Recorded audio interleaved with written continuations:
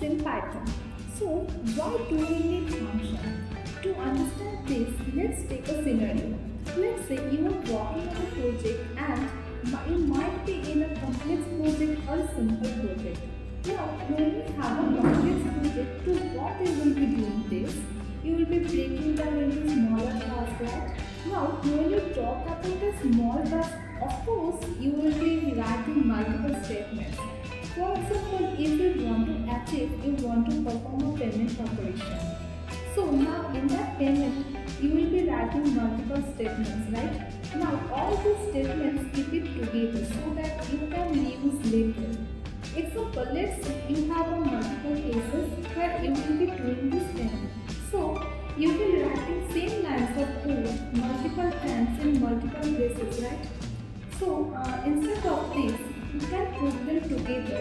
So you can imagine if you want to do any task, so make sure that all the statements of one task placed together and it should also be usable. And that's why we create a function. Now, till this point, we have seen multiple functions. We have seen print function, we have seen square root function. We have used most of the inbuilt functions available in Python.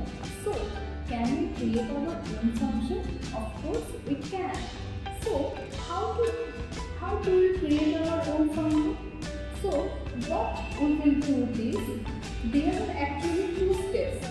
So to create a function, first step is defining a call function and second step would be calling a function. So let's go further the definition. So for the syntax is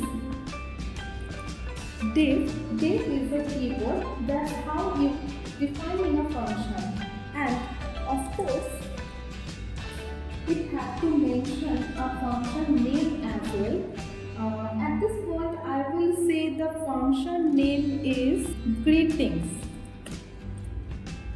And remember, when you work with the function, you must put a round bracket. So, how Python will know that greetings is a function, not a variable? So, for this, you have to put a round bracket. And after the round bracket, put semicolon, then just press enter, because this function have multiple statements, right? For example, we work with for loop, while loop, there also are multiple statements. Same way here, this function may have multiple statements. Now let's write some statements in this function. Print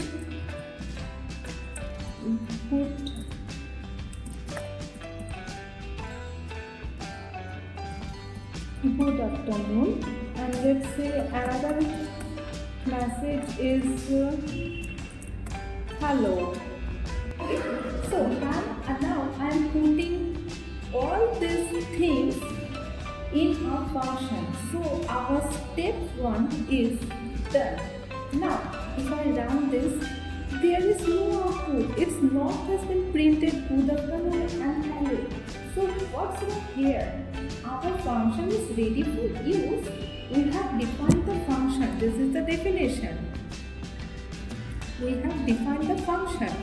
Now we have to call the function. The function will be called only when we are explicitly calling it. So how to call it? For this, just write the function names greetings. And now if I run this, we can show the output good afternoon and hello. So in this way we can define our function and call our function.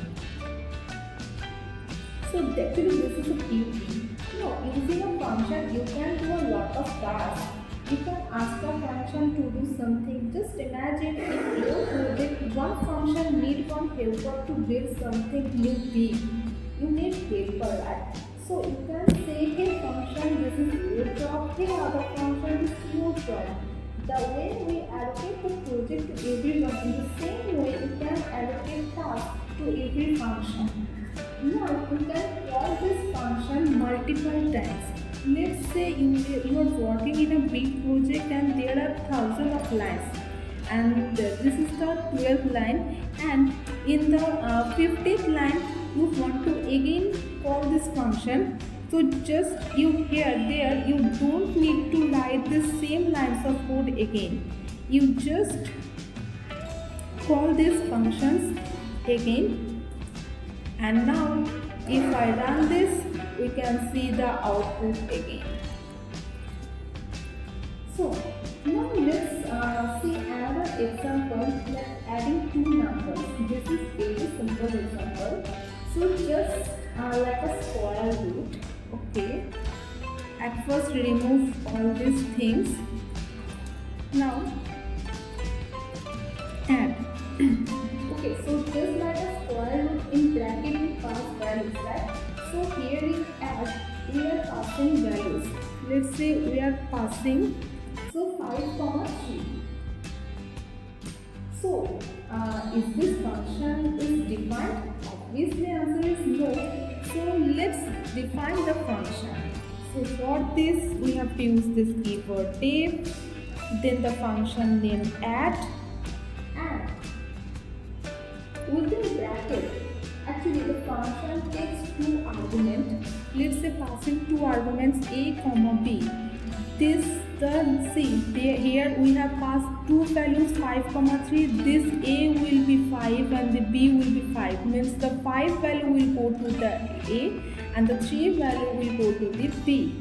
So after passing the arguments, let's put a colon, and now write c equal to a plus b and just print it c.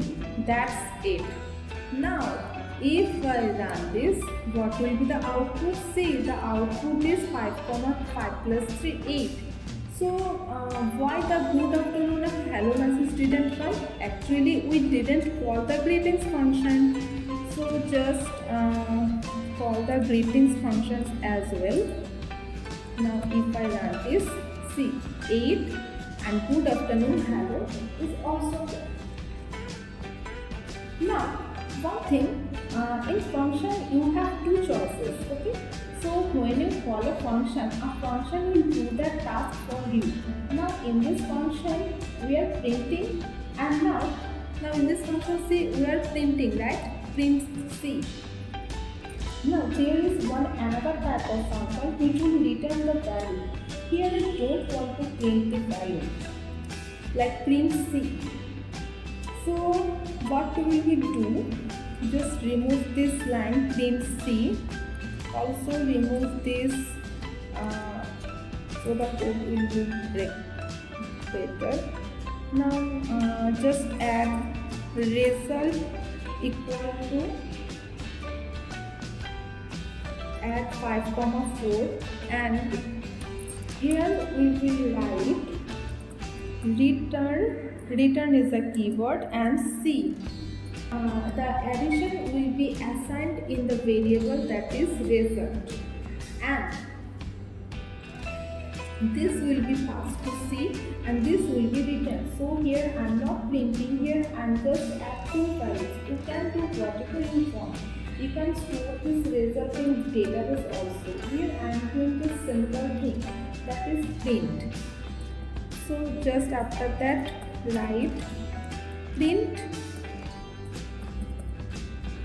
result. Now if I run this, now we can see the output, that is 8.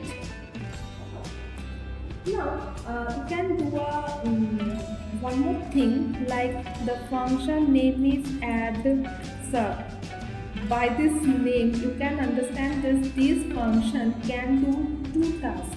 It can add and it can subtract. Let's say add more thing, d equal to a minus b. Here I have to write for this, that is c comma d for this. Now here I have written result equal to add. Here I am passing two values, c comma d. For this, here I have to write two things, that is result 1 and result 2 equal to function name, obviously we should change, that is add sub. After that, here I am going to printing, just write result 1 comma result 2. Okay, now if I run this, see the output, 5 plus 3 8 and 5 minus 3 2. So we got two outputs for addition and subtraction. So function is a block of code, and one thing is always a good practice to make separate functions or separate tasks. So that's for this video today.